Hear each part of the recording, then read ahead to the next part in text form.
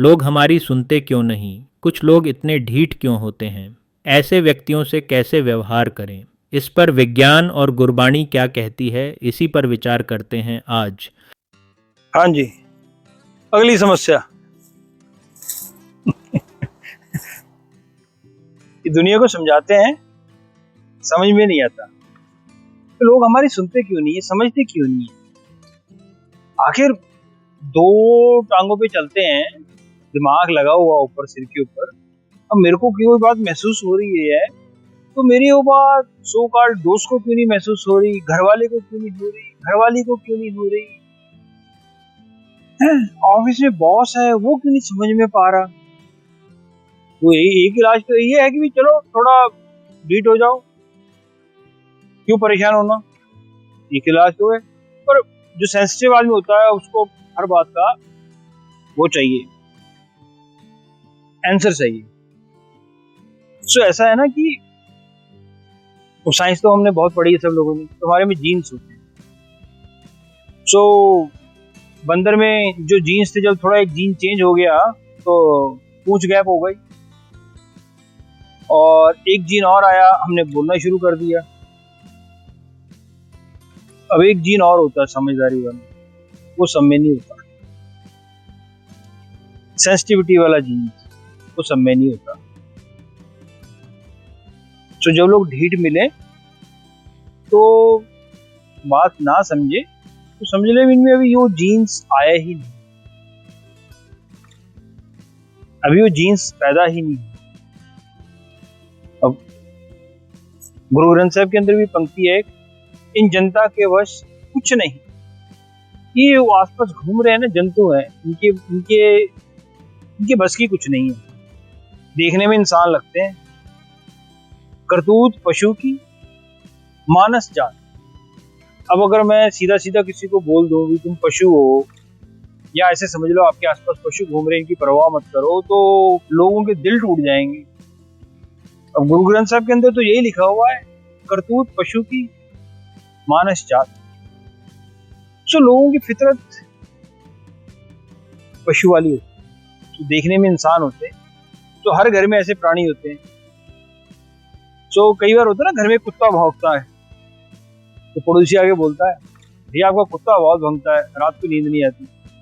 हम कहते हैं, भाई हम भी दुखी है इससे, क्या करें भाई, क्या करें, ठीक है ना, पालेंगे तो सही, वो रखा है तो ऐसी ऐसी हमारे रिश्ते हो चुके हैं।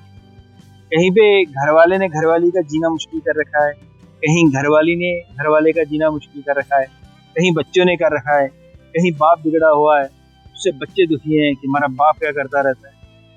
तो जब ऐसी सिचुएशन आए तो बस समझ लो इनमें अभी वो जीन्स है ही नहीं सेंसिटिविटी वाला, इनके साथ माथा फोड़ने का कोई फायदा नहीं।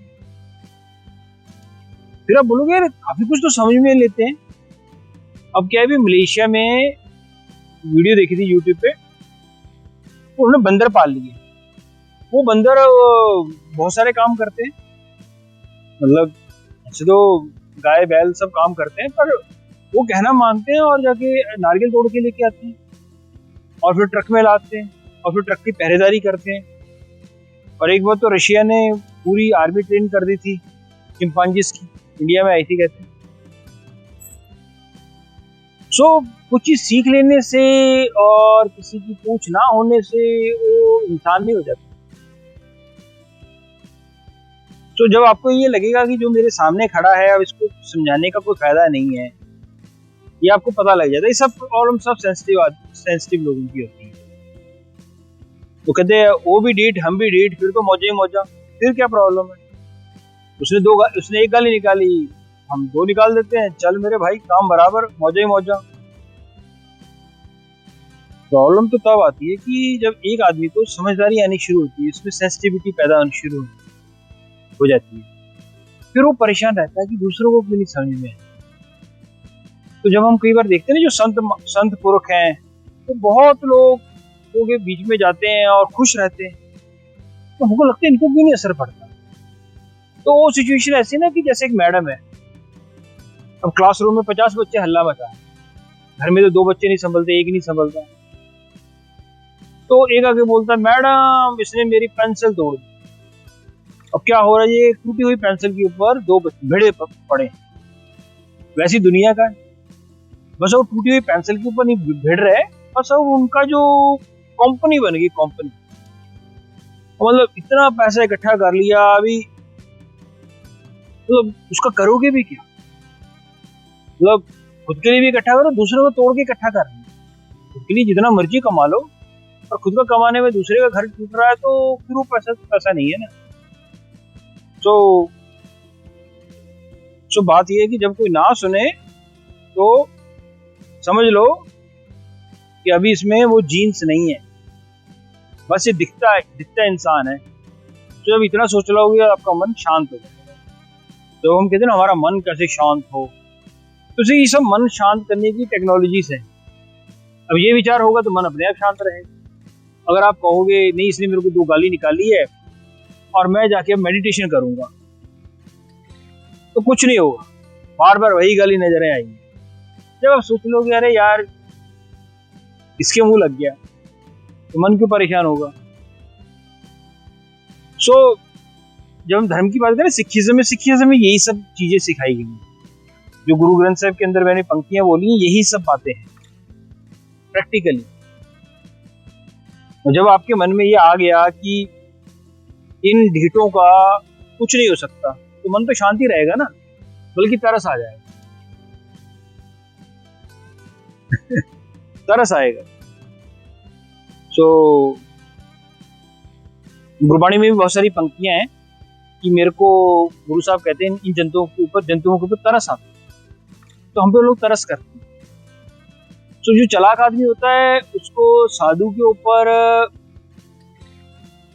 क्या बोलते हैं, अपनी चालाकी से उसको लगता है कि अरे क्या बेवकूफ आदमी है, क्या साधु है, क्या बेवकूफ। वो साधु उस पर तरस कर रहा होता है, उसको उसकी चालाकी पे तरस आ रहा होता है, और उसको भोलेपन पे लग रहा होता है कि क्या मैंने ठगी मारी। ठीक है ना।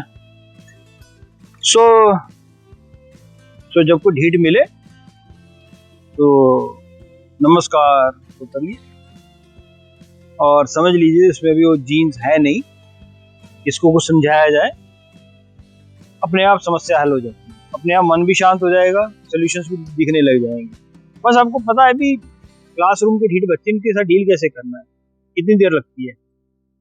That's it. ओके, नमस्कार।